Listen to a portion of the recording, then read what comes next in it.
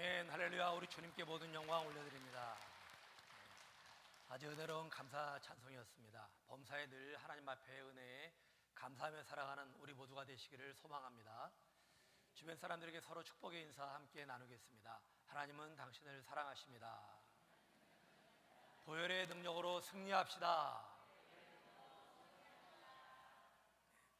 아프리카 밀림에서 가장 강한 동물이 무엇일까요? 개미가 가장 강합니다. 개미가 뭐 이렇게 강하다고 개미를 꼽나 하실지 모르겠습니다.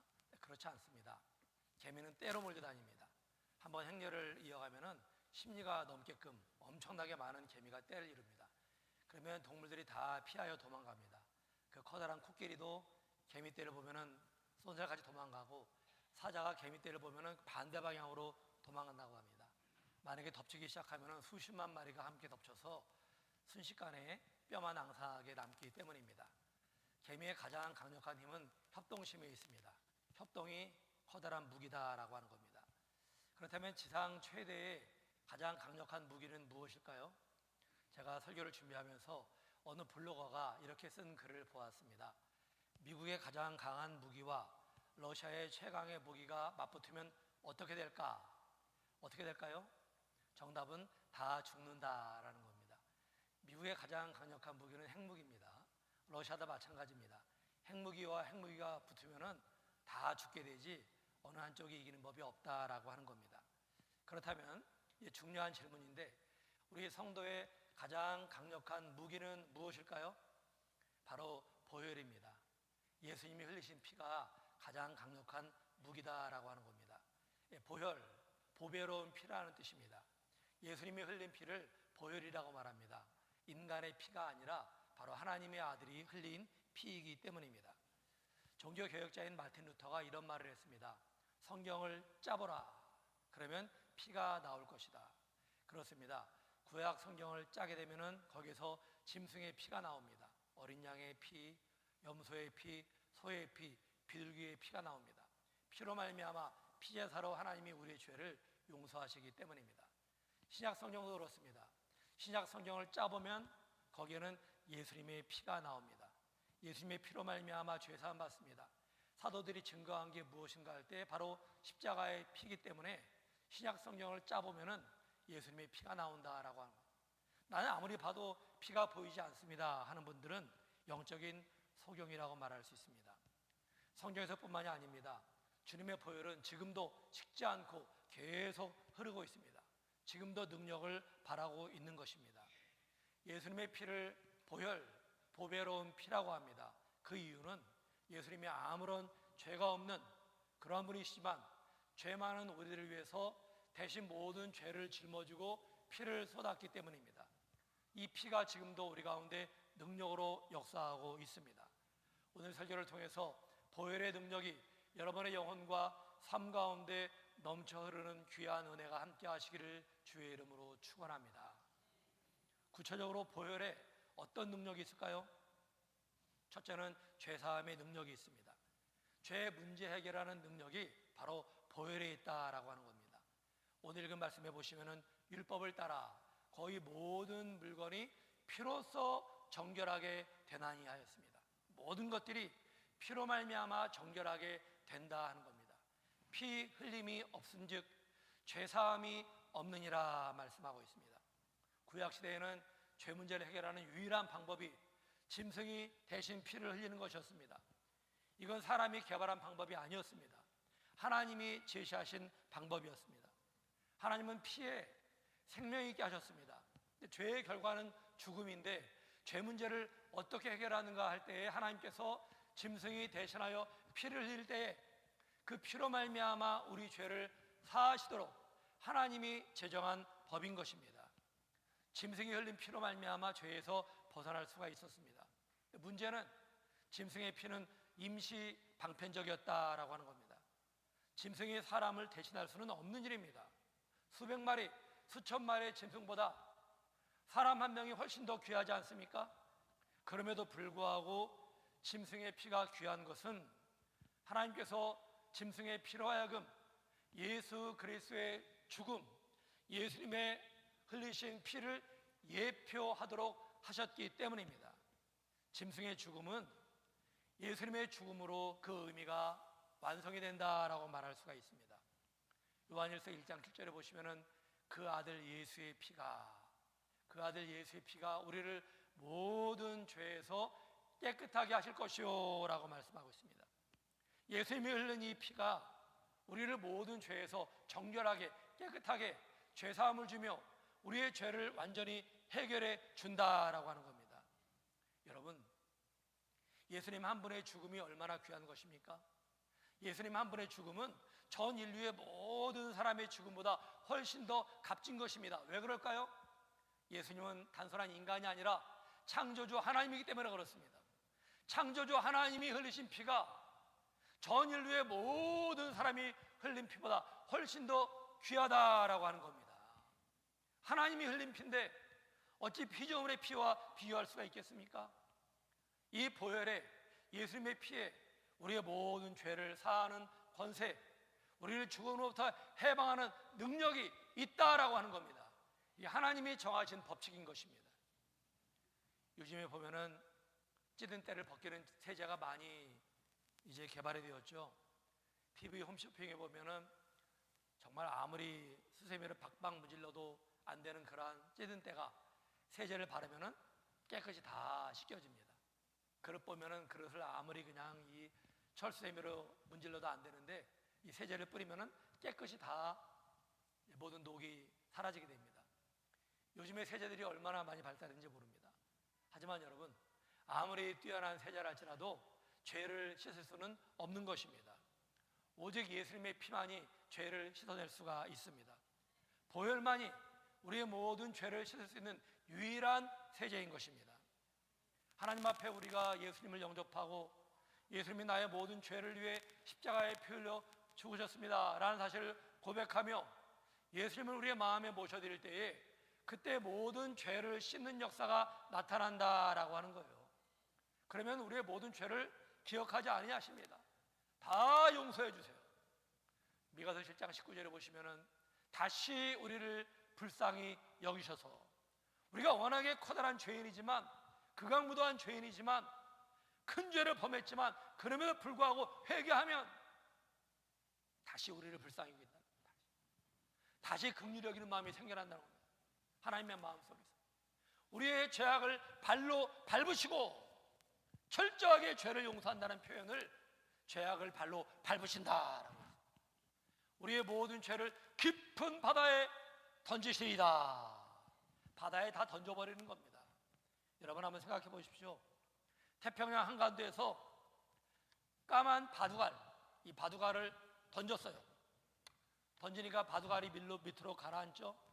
그러면 밑으로 가라앉은 바둑알을 찾을 수가 있을까요? 없을까요? 못 찾습니다. 찾을 수가 없어요. 태평양의 챌린저 심연의 깊이는 11,033m입니다. 1000m가 넘어요. 해발 8,848m인 에베레스트 산을 그대로 옮겨다가 그 태평양 한가운데 빠치웁니다. 그러면 그 산 꼭대기로부터 바다 표면까지 무려 2,500m가 더 되는 거예요. 엄청나게 깊은 겁니다. 근데 여기다가 바둑알을 던졌는데 저 바닥에 가라앉았어요. 이걸 무슨 방법으로 찾습니까? 현대 과학기술로 바닷속에 쉬면 10,000m 이상까지 내려갈 수가 없어요. 그러면 불가능합니다. 현대 과학기술로. 근데 그 밑으로 더 1,000m 이상 가라앉은 거예요. 이걸 어떻게 찾겠습니까? 찾을 수 없는 거죠. 이처럼 하나님이 우리의 죄를 용서하실 때에 까마득하게 다 잊어버리며 덮으시고 다 사라지게 하신다라고 하는 겁니다. 이 모든 것이 보혈의 능력 덕분입니다. 보혈의 능력.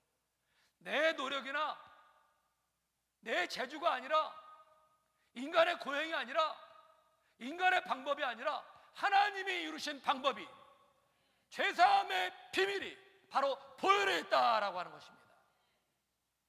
여러분, 동쪽 끝은 어디라고 생각하십니까? 서쪽 끝은 어디라고 생각하십니까? 우리가 극동아시아에 살고 있죠. 근데 우리나라에도 동쪽이 있습니다. 아무리 동쪽으로 가고 가도 동쪽은 끝이 없는 거예요. 근데 하나님이 우리의 죄를 용서하시되 동이 서에서 먼 것과 같이 완전히 죄악을 다 사하셨다라고 말씀하세요. 시편 103편 12절에 이 말씀이 나오죠. 동이 서에서 먼 것 같이 우리의 죄악을 우리에게서 멀리 옮기셨다라고 말씀하십니다. 이 말은 우리가 회개하면 우리의 모든 죄를 다 용서해 주신다라고 하는 겁니다. 이 용서의 근거가 뭔가 할 때 실은 회개가 아닙니다. 여러분, 회개 이전에 예수님이 십자가를 지심으로 고귀한 보혈을 흘리셨기에 이 보혈을 근거로 하여 우리의 죄를 용서해 주시는 것입니다. 보혈의 능력이 있는 거예요, 여러분. 보혈의 죄사함의 능력이 있는 겁니다. 근본적으로 여기에 능력이 있는 거예요. 이러한 죄사함의 확신이 있을 때에 마귀가 우리를 흔들지 못합니다. 세상의 누구도 우리를 흔들지 못합니다. 하지만 죄사함의 확신이 약해질 때 그때 우리의 마음도 약해지고 믿음도 약해지고 쓰러진다라고 하는 거예요. 마틴 루터가 개혁을 단행할 때 너무 힘들었습니다. 너무 힘들어가지고 밤에 늦게 와가지고 쓰러지듯이 침대에 누웠어요. 근데 마귀가 그때 싹 틈타가지고 루터 앞에 커다란 두루마리를 쫙 보여줍니다. 봤더니만 거기에 루터의 지은 죄가 다 적혀 있는 겁니다. 행동으로 지은 죄, 말로 지은 허물, 생각으로 지은 잘못이나 죄악들이 빼곡히 적혀 있는 거예요. 반박할 수가 없습니다. 자기가 지은 죄가 맞기 때문에. 그때 마귀가 한마디 합니다. 네가 이러한 더러운 죄를 짓고도 네가 구원받은 사람이라고? 네가 하나님의 종이라고? 개혁? 네까지게 무슨 개혁을 해? 그러는 거예요. 루터가 할 말이 없어요. 잠시 힘이 빠졌습니다. 다 맞는 말이었기 때문에 그렇습니다. 그러다 정신을 번쩍 차리고 마귀에게 대적했습니다. 이놈아, 네 말이 맞다. 다 맞는 말이야. 하지만 거기에 적혀있는 모든 죄는 예수님의 보혈로 다 씻기움을 받았어. 근데 마귀가 그냥 깜짝 놀라가지고 쏜살같이 도망가더랍니다. 루터는 다시금 보혈의 능력에 의지하여 개혁을 완수할 수가 있었습니다. 사랑하는 성도 여러분, 우리가 죄사함 받는 근거는 바로 보혈에 있는 것입니다.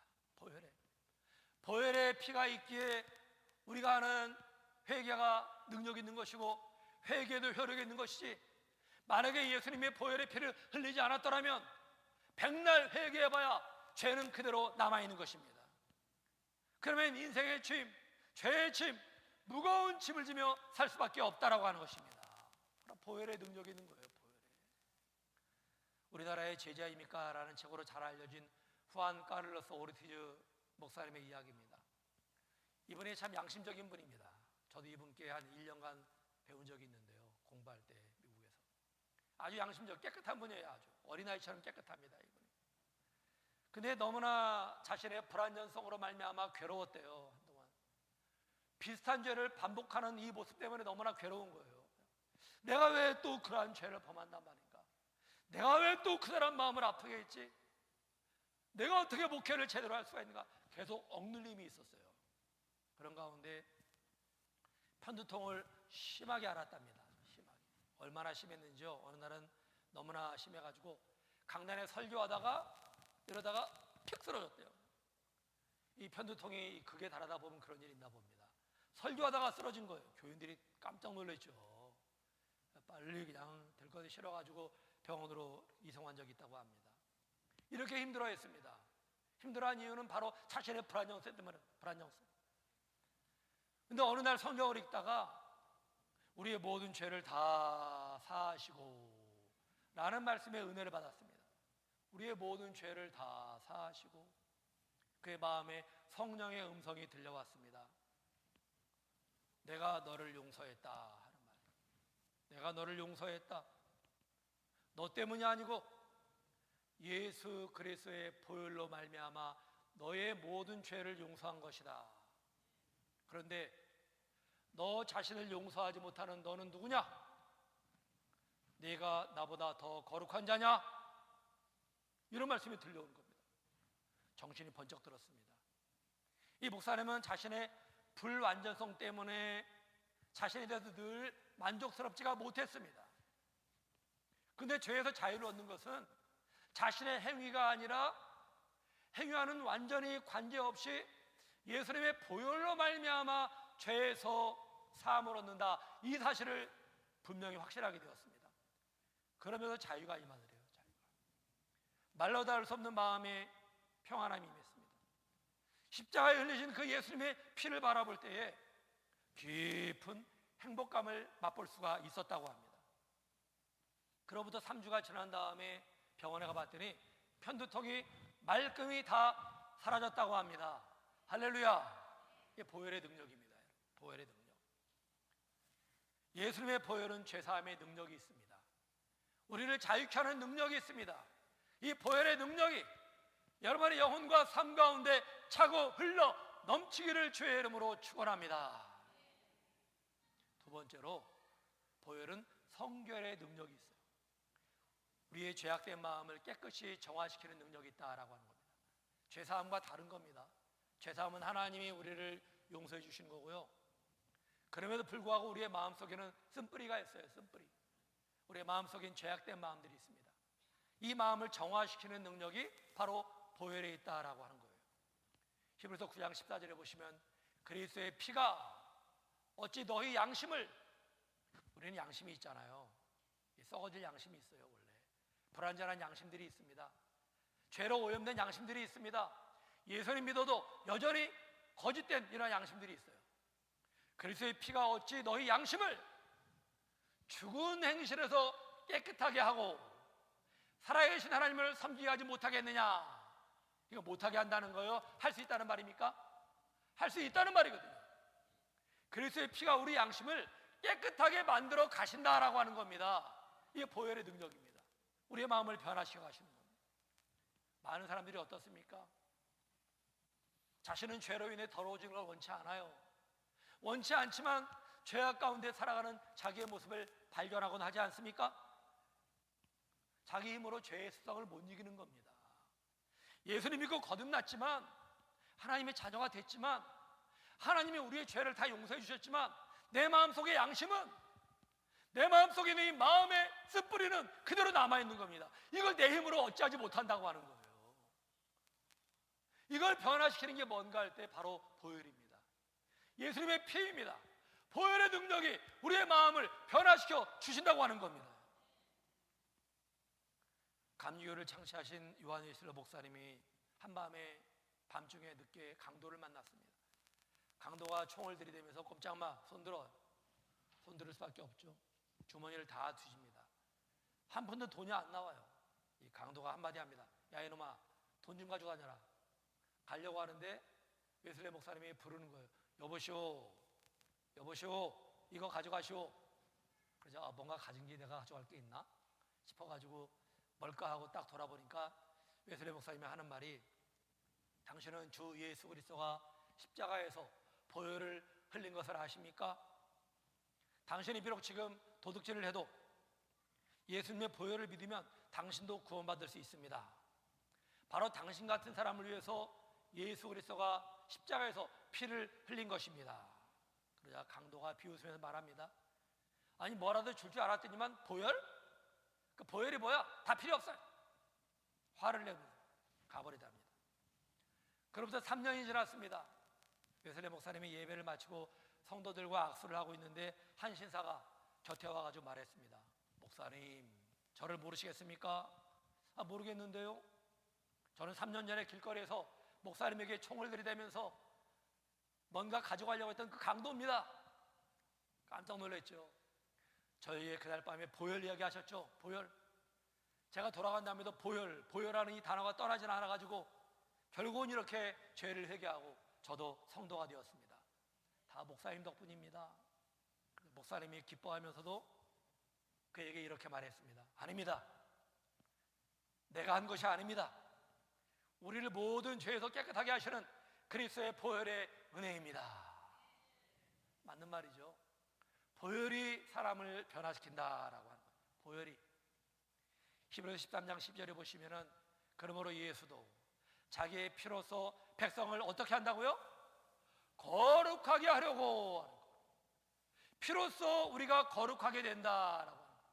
우리의 심령이 거룩하게 되고 마음속의 쓴뿌리가 사라지고 마음속에 죄악된 감정들이 사라지고 거룩하게 변한다라고 하는 겁니다. 이게 보혈의 능력이라고 하는 겁니다. 여러분, 그렇습니다. 예수님의 보혈은 어떠한 죄악도 어떠한 죄인도 변화시키는 능력이 있습니다. 예수님의 보혈은 어떠한 습관도, 죄악된 습관도, 옛사람도 변화시키는 능력이 있는 것입니다. 보혈의 능력입니다. 여러분도 마음이 성결해지기 원한다면 십자가를 많이 묵상하십시오. 내 마음속에는 죄악된 감정들이, 죄악의 쓰레기가 완전히 청산되길 원한다면 예수님의 보혈을 여러분의 마음속에 부어달라고 간구하시기 바랍니다. 보혈이 우리의 심령에 깊숙이 임하게 될 때에 우리의 심령이 변화받으며 우리의 삶이 변화받는 줄로 믿으시기 바랍니다. 제가 요즘에 많이 드리는 기도가 있습니다. 예수님의 보혈로 저를 덮어주옵소서 하는 기도를 많이 드려요. 이런 기도를 자주 드립니다. 예수님 보혈로 저를 좀 덮어달라고. 하루는 새벽에 교회 나오기 전에 집에서 물을 마시거든요. 항상 물을 마시려고 하는데 갑자기 속에서 부정적인 감정들이 일어나는 겁니다. 갑자기 올라오는 감정이라 저도 놀랐어요. 아니, 이런 감정이 왜 올라오지? 전혀 예기치 못한 상황이었습니다. 그때 물 마시다 말고 간절히 기도드렸습니다. 하나님, 제 속에 부정적인 감정들이 있습니다. 예수님의 보혈을 저에게 부어 주시옵소서. 예수님의 보혈로 이 모든 마음속의 어두운 감정들, 이 마음속의 쓰레기들을 다 청소해 주옵소서. 이런 기도를 드렸어요. 그 후로도 가끔씩 부정적인 감정이 올라올 때가 있습니다. 제 속에는 쓴뿌리들입니다. 쓴뿌리. 우리 속에는 쓴뿌리가 때로는 올라오게 되는 거예요. 그러면 보혈을 부어달라고 하나님 앞에 기도합니다. 그럴 때마다 저에게서 그러한 부정적인 감정들이 조금씩 사라지는 경험을 하곤 합니다. 이게 보혈의 능력입니다. 사랑하는 성도 여러분, 우리 스스로의 힘으로는 우리 마음속에 악한 성품을 제어할 수가 없습니다. 내 혼자만의 힘으로는 아무리 노력을 해도 나에게 있는 잘못된 습관들, 이런 것들을 끊어버릴 수가 없습니다. 하지만 보혈이 부어지면 가능합니다. 보혈이 부어지면 보혈의 능력으로 우리의 마음도 변화받을 수가 있는 것입니다. 우리의 심령과 잘못된 삶의 습관들이 변화되는 것입니다. 우리 속에 있는 쓴뿌리가 다 변화받을 수 있다고 하는 것입니다. 그러므로 우리의 생활 속에 언제든지 그리스도의 십자가를 바라보시고 또한 주님의 보혈로, 예수님의 보혈로 저를 덮어주옵소서 하는 것이 우리의 기도가 되심으로 심령도 변화받고 우리의 삶의 변화도 이루어지는 귀한 믿음의 삶을 살아갈 수 있기를 주님의 이름으로 축원합니다. 끝으로 세 번째, 보혈은 세상을 이기는 능력이 있습니다. 예수님의 보혈로 죄사함이 이루어지죠. 또 성결하게 변화됩니다. 이게 다가 아닙니다. 보혈의 은혜 가운데 새로운 능력을 부여받아요. 새로운 능력을. 이 능력 가운데 우리는 살아가는 거죠. 레위기 17장 11절에 보시면은 육체의 생명은 피에 있습니다. 생명이 피에 있으므로 피가 죄를 속하느니라 하였습니다. 피에 생명이 있어요. 피에. 여러분, 피가 모자라가지고 창백하게 죽어가는 사람 보셨습니까? 피가 사람 몸에 없으면요 얼굴이 하얘집니다. 그 죽어가는 거예요. 그런 사람에게 수혈하면 어떤 일이 벌어진 줄 아세요? 먼저 얼굴이 벌게집니다. 다시 살아납니다. 하물며 예수님의 보혈을 수혈받으면 어떻게 되겠습니까? 보혈이 들어오면 나에게 새 생명이 나타나게 됩니다. 뿐만 아니라 세상을 이길 만한 힘이 주어지는 거예요. 이게 보혈의 능력이라고 하는 겁니다. 사도 바울은 변화되기 전에 예수님 믿는 사람들을 박해하는 사람이었죠. 잡아다 죽이는 사람이었습니다. 앞장서서 그 일을 했습니다. 그런 사람이 다메섹성에서 예수님 만나고 변화되었습니다. 예수님을 나의 주, 나의 그리스도라고 고백하게 되었습니다. 그 다음에 예수님을 위해 살아가는 사람이 되었습니다. 바울에게 예수님의 피가 수혈되었던 것입니다. 여러분, 신앙은 예수님의 피를 수혈받으면서 시작이 됩니다. 내가 죄인임을 발견하고 예수님을 나의 마음의 구주로 영접할 때, 그때 피 묻은 예수님이 그 손을 가지고 우리를 만져주시고 십자가의 보혈의 피가 우리 영혼을 감싸게 됩니다. 그러면서 거듭남의 역사가 나타난다라고 하는 것입니다. 하나님의 능력도 그렇습니다. 예수님의 보혈을 수혈받을 때에 하나님의 능력이 나타나게 되는 것입니다. 보혈이 흘러들어가면 그 사람에게 생명과 영혼의 생명과 평강과 행복감이 젖어들게 됩니다. 보혈이 들어올 때 질병이 떠나가는 역사가 나타나게 됩니다. 보혈이 흘러들어올 때 우리의 삶의 모든 문제도 해결됨을 믿으시기 바랍니다. 이게 보혈의 능력이에요. 고린도서 8장 9절에 보시면 우리 주 예수 그리스도의 은혜를 너희가 알거니와 부요하신 이로써, 예수님이 부요하시잖아요. 천하 만물의 주인인데 예수님보다 더 부요한 자가 어디 있습니까? 가장 부요하시죠. 부요한 이로써 너희를 위하여 가난하게 되심은 그의 가난함으로 말미암아 너희를 부요하게 하려 하심이라. 할렐루야. 예수님은 우리가 부요하게 사는 걸 원하신다는 거예요. 물질적으로나 영적으로나 우리의 삶 가운데 부요를 주님이 원한다라고 하는 겁니다. 근데 보혈의 능력이 흘러들어올 때에 가난한 우리의 인생이 부유하게 바뀐다라고 하는 거예요. 이게 보혈의 능력입니다. 양계장을 하는 어느 장로님의 간증입니다. 그분이 섬기시는 교회 목사님이 어느 날부터인가 예수님의 보혈을 그렇게 강조하시더래요. 설교하시는데 보혈의 은혜를 받으십시오. 나중에는 보혈을 마셔야 됩니다. 보혈을 뿌리십시오. 보혈로 덮여야 됩니다.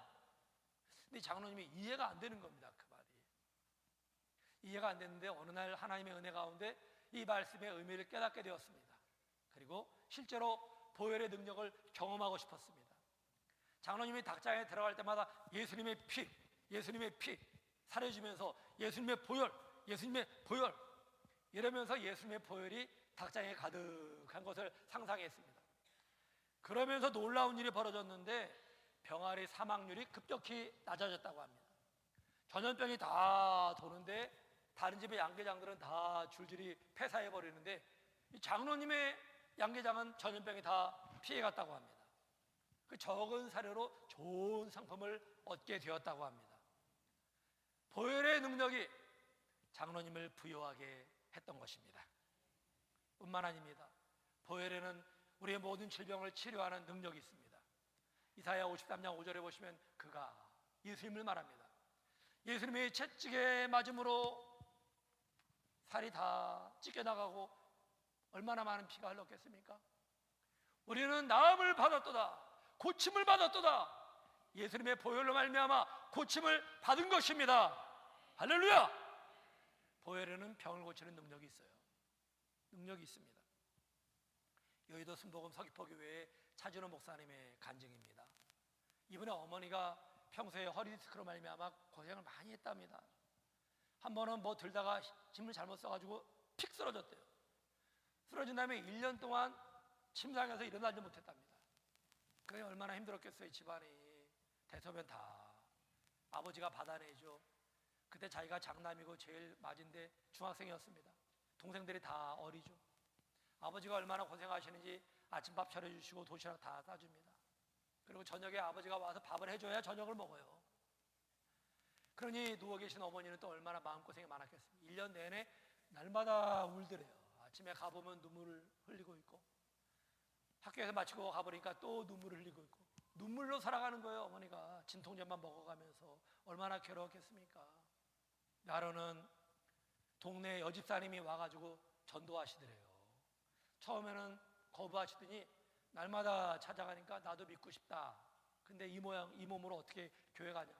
그러니까 들것에 실어가지고 어머니를 교회 모시고 와서 뒤에서 누워있는 채로 예배드리고 하루 종일 있다가 저녁 예배까지 드린 다음에 집으로 모셔드리고 이렇게 다니면서 어머니가 예수님을 믿게 되었습니다. 예수님 믿은 지 얼마 되지 않아가지고 어머니가 일어나시더래요. 일어나더지만 보통 사람처럼 똑같이 다니더랍니다. 그리고 빨래를 자기 힘으로 하시고 밥도 차려주시고 집안일을 다 하시는 겁니다. 몸이 건강해졌어요. 정말 신기한 일이었습니다. 신기한 일. 그런데 어머니가 하시는 말씀이 내가 보혈의 기적을 처음 했다 그러는 거예요. 이때 뭐 남편이나 아버지나 자기들 다 무슨 말인지 모르거든요. 보혈이 뭔가. 어머니 하신 말씀이 십자가에 피 흘려 죽으신 예수님의 보혈의 피, 이 피로 말미암아 내가 기적을 체험했다 그러시더랍니다. 보혈의 능력을 믿고 기도할 때에 자기의 몸에 신기한 일이 벌어졌다라고 하는 거예요. 이 일로 온 가족이 다 예수님을 믿게 되었습니다. 할렐루야! 보혈의 능력입니다. 보혈의 능력. 여러분, 그렇습니다. 보혈의 능력은 우리로 하여금 질병을 이기게 합니다. 여러분도 몸이 아픈 부분이 있다면 거기에 손을 얹고 보혈의 능력이 임하도록 기도하시기 바랍니다. 예를 들어 위장이 아프면 기도하세요. 주님, 예수님의 보혈을 저의 위장에 수혈하여 주옵소서. 예수님 보혈로 저의 위장을 덮어 주옵소서. 나는 예수님의 보혈로 위장병을 치료받았다 해보십시오. 믿음으로 고백하고 선포하면 위장병이 치료될 줄로 믿습니다. 모든 질병이 다 그래요. 질병의 보혈의 능력이 임하도록 기도하고 선포하시기 바랍니다. 저도 여러분 이럴 때가 많이 있어요. 머리가 아플 때가 좀 가끔 있거든요. 지끈지끈 아플 때. 그럴 때는 머리가 아파. 왜 이렇게 머리가 아프지? 여러분, 더 아파요. 머리가 경험해 왔더니만. 근데 옛날에 그랬다가 이제 그러지 않습니다. 아프면 무조건 명령합니다. 예수님의 보혈로 머리에 모든 통치가 다 떠나갈지어다. 예수님 보혈로 내 머리의 질병은 이미 나았다. 할렐루야! 눈 탁 뜨고 그냥 아무런 저렇게 생활하면요 다 떠나가 버리더라고요. 약을 하나 안 먹어도 깨끗한 가운데 살아갑니다. 보혈의 능력이 있다라는 거예요. 우리가 안고 있는 모든 문제도 그렇습니다. 그 위에 예수님의 보혈의 능력이 임하도록 기도하시고 선포하시기 바랍니다. 여러분에게 보혈의 능력이 체험되는 귀한 역사가 함께 하시기를 주의 이름으로 축원합니다. 유월절을 영어로 패스오버라고 합니다. 예수님을 유월절 어린 양이다 이렇게 말하죠.